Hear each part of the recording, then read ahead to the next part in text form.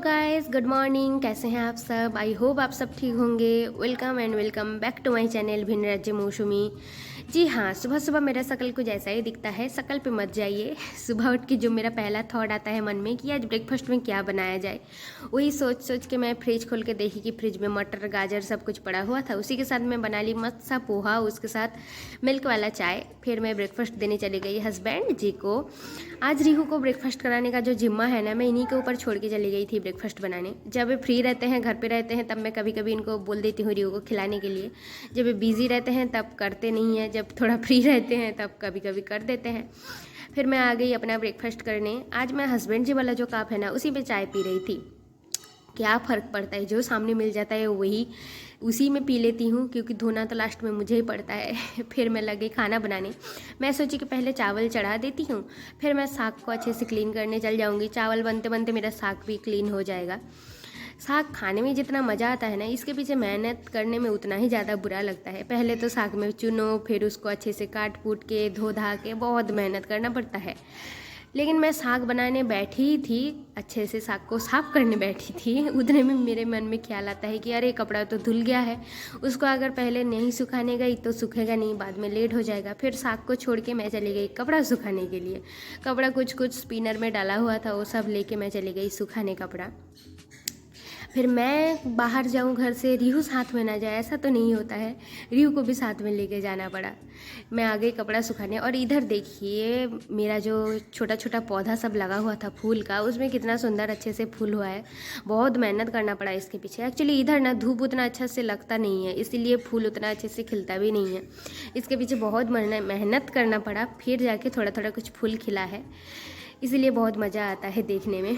Actually क्या है ना, मैं बनाती हूँ छोटा छोटा मिनी ब्लॉग, लेकिन मेरा जो डेली व्यूअर्स है, मेरा जो सब्सक्राइबर, मेरी मम्मी, मेरी दीदी, मेरी नानी, इन लोगों का कहना है क्योंकि कि कुछ अलग बनाओ और थोड़ा बड़ा टाइप का ब्लॉग बनाओ, ताकि हम लोग अच्छे से देख पाए तुमको, मतलब रिहू को ज़्यादातर, क्योंकि रिहू होने के बाद तो मेरा वैल्यूएशन घर पे है ही नहीं बिल्कुल भी।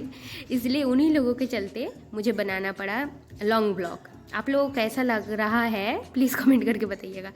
फिर मैं कपड़ा सुखाने गई तो याद आता है कि चावल तो बन ही चुका होगा। फिर मैं चली गई चावल को, उसका जो पानी निकालना होता है, क्या बोलते हैं हिंदी में नहीं पता है। साथ साथ मैं मछली जो था उसमें भी उसको भी अच्छे से मैरिनेट करके रख के आ गई। आके कपड़ा सुखाना कंप्लीट हुआ। फिर मुझे थोड़ा सा रिलीफ मिला कि हस्बैंड जी ऐसे ही काम पे जाने वाले थे, लेकिन मैं साथ में रिहू को भी भेज दी कि आप लेके जाइए। फिर मेरा साग लेकिन तब तक कुछ अच्छे से क्लीन हुआ नहीं था। फिर मैं कपड़ा सुखा के आके साग को क्लीन करके आई। फिर इधर मैं लग गई सब्जी काटने, क्योंकि रिहू के लिए मतलब मेरा ऐसा कैलकुलेशन था कि सब्जी को अच्छे से सब्जी को चढ़ा के मैं चल जाऊंगी नहाने, क्योंकि नहाते नहाते सब्जी भी बन जाएगा। यार मल्टीटास्किंग करना ही पड़ता है, जब अकेले आप पूरा घर को संभालते हो ना, तब मल्टीटास्किंग आपको करना ही पड़ता है, वरना काम होता ही नहीं है, खास करके जब ऐसा छोटा बच्चा हो तो। इधर मैं थोड़ा सा सब्जी काट के रिहू के लिए खाना बनाने की प्रिपरेशन कर रही थी। रिहू के लिए सब्जी चढ़ा के मैं चल जाऊंगी नहाने। ये तो मैं सोच के रखी थी, लेकिन फिर छोटा मोटा इधर उधर काम का याद आ ही जाता है।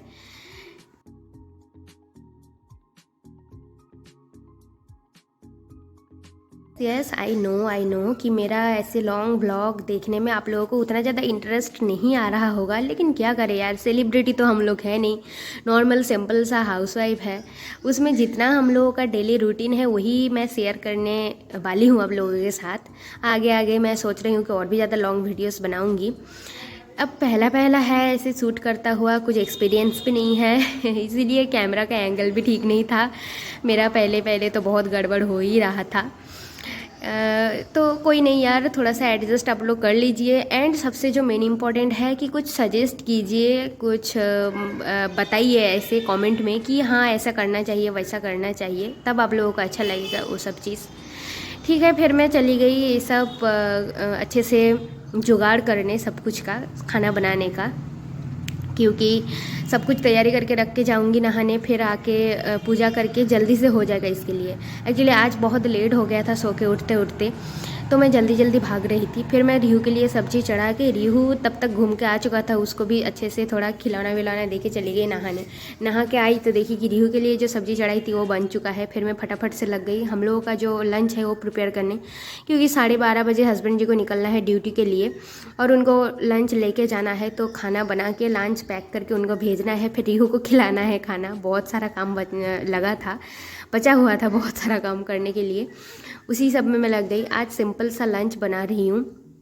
रिहू साइड में इधर खड़ा था, देख रहा था सब कुछ, लेकिन फिर उसे भी बहुत ज़्यादा बोरिंग फील होने लगा तो आ गया वो गोदी में। ऐसे ऐसे मैं कभी कभी कर ही लेती हूँ। और इधर खाने पे बना है लाल साग की सब्ज़ी, एक फ़िश करी और रिहू के लिए एक सिंपल सा झोल।